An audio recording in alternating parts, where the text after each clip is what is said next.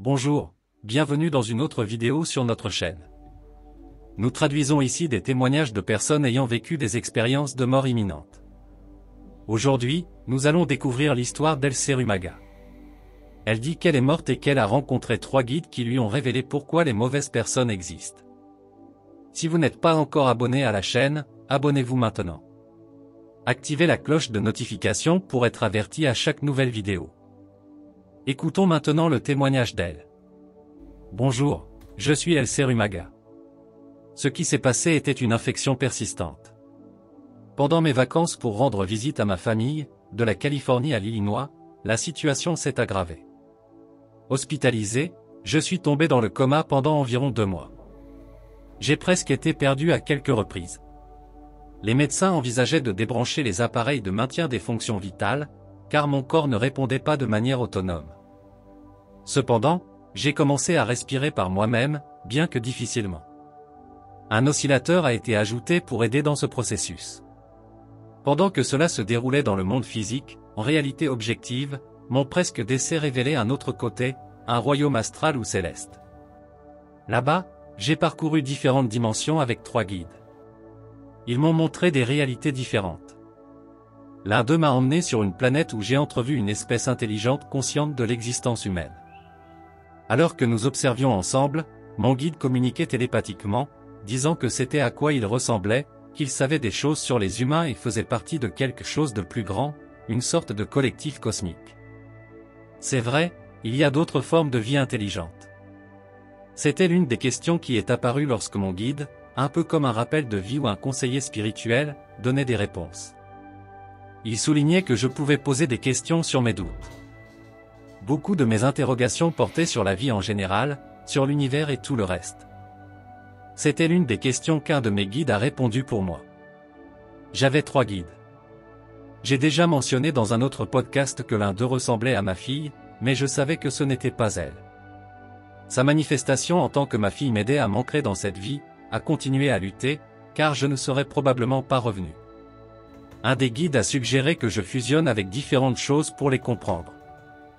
Par exemple, fusionner avec un arbre ou un poisson. En le faisant, je comprenais qu'ils étaient des êtres conscients. Les poissons et les arbres n'étaient pas seulement des objets ou des êtres vivants que nous observons. Ils avaient une existence propre, une âme et une conscience. Ils nous observaient et avaient une personnalité. Un des guides m'a montré cela, en m'immergeant dans l'expérience et m'aidant à apprendre à travers elle, comme apprendre en faisant à l'école. Mon expérience de mort imminente fut comme marcher à travers des expériences. J'ai vu ce qui ressemblait à des dossiers akashiques.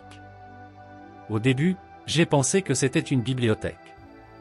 Tout au long de cette expérience, j'ai réalisé quelque chose de semblable à regarder Star Trek, si vous avez déjà vu. On m'a expliqué qu'il existe plusieurs dimensions dans notre vie. On m'a dit que j'existe dans une dimension, mais aussi dans d'autres, où je peux prendre des décisions différentes, chacune aboutissant à quelque chose de distinct. Ils nous ont comparé au Soleil, chaque rayon est une expression distincte de nous-mêmes, existant sous de multiples formes et ayant la possibilité de décider différemment dans chacune d'elles. Une autre leçon vitale concernait l'amour. Ils ont affirmé que tout existe à cause de l'amour. Notre existence est le résultat de cet amour primordial, et nous exprimons notre gratitude en donnant aux autres et à notre planète, en rendant l'amour qui nous a engendrés. Cependant, en revenant à la vie normale, nous absorbons rarement ce pouvoir. J'ai appris que nous sommes incroyablement puissants, capables de façonner non seulement cette existence, mais aussi d'autres dimensions.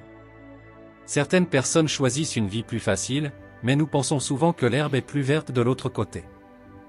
Des personnes apparemment privilégiées peuvent connaître une profonde mélancolie. Leur voyage pourrait consister à apprendre à apprécier ce qu'elles ont et à bénir les autres à cause de ces bénédictions. Même dans des vies plus faciles, il y a une leçon sur la gratitude et le service. Le voyage de chaque âme commence à un endroit différent. Quelqu'un qui semble être mauvais peut avoir commencé à une fréquence plus basse d'âme. Ils peuvent être piégés dans un cycle d'apprentissage distinct en raison d'expériences sombres. La vérité est que nous ne savons jamais à quoi ressemblera le voyage en entrant dans des vies différentes. Ce sont des instructions nécessaires pour notre voyage, un aspect vital pour comprendre la complexité de l'âme. Ils font des choix similaires, répètent des leçons, ont l'impression de ne pas avoir été affinés, bien que cela ne soit pas rappelé dans le monde réel. Il y a des références, comme dans la Bible, sur les vigilants, des êtres divins qui ont aidé l'humanité, mais certains sont devenus malveillants. De même, Lucifer, l'ange de lumière, a pris de multiples décisions qui l'ont conduit à une fréquence sombre en raison du durcissement du cœur. Certaines personnes choisissent d'être mauvaises en venant ici. Le divin, cependant, offre toujours l'opportunité de transformer le mal en bien. Il y a une chance de choisir différemment et de changer les circonstances, quelque chose présent dans de nombreuses religions. En prenant certaines décisions, nous sommes immédiatement accueillis par la fréquence amoureuse du divin. Lorsque nous quittons cette vie, des incertitudes surgissent quant au destin, s'il sera bon ou mauvais, que l'on appelle enfer ou paradis. J'ai appris que même en faisant quelque chose de mal, l'amour divin peut encore être atteint après le départ. Lorsque nous partons de cette vie, il y a beaucoup d'actions imparfaites qui ont été accomplies. Ainsi, lorsque nous nous incarnons, nous avons la chance de retourner vers le divin et de recevoir son amour. Cela crée de la controverse dans le monde religieux auquel j'ai déjà appartenu. Il n'y a pas de ciel ou d'enfer comme c'est couramment décrit. Ce qu'il y a, ce sont des vibrations et des fréquences plus hautes ou plus basses, et nous gravitons vers l'une d'elles en fonction de ce à quoi nous résonnons. Si je vibre avec la méchanceté, je me syntonise avec un endroit mauvais, de fréquence basse. Si je suis une personne bonne, j'attire une fréquence élevée. Dans le christianisme, on appelle cela le ciel et l'enfer, simplifiant ainsi où nous sommes censés aller. Mais en réalité, il n'y a pas d'endroit spécifique où nous allons après la mort. L'univers, le royaume astral et spirituel sont vastes, avec de multiples dimensions et aspects.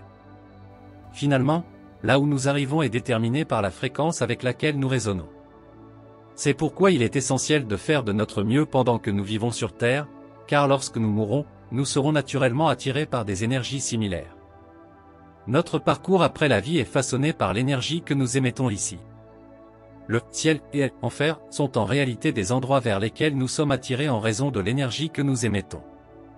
Si quelqu'un est maléfique, il est attiré par une énergie de basse vibration dans le royaume astral, que nous appelons l'enfer.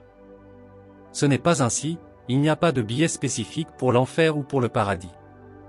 Il y a tellement de choses qui usent nos âmes, il est difficile pour un être humain de faire face à la vie quotidienne et aux grands problèmes mondiaux. Il est crucial de méditer chaque jour, même pour seulement 5 ou 10 minutes, pour calmer l'esprit et exprimer la gratitude. C'est un investissement dans l'énergie collective du monde, élevant la fréquence globale. Pendant la méditation, quelque chose que j'ai découvert est de dire « je suis ce qui importe ». Dans le langage spirituel, « je » signifie aussi Dieu, mais signifie aussi le moi individuel. En unissant ces significations, c'est comme si vous et Dieu ne faisiez qu'un.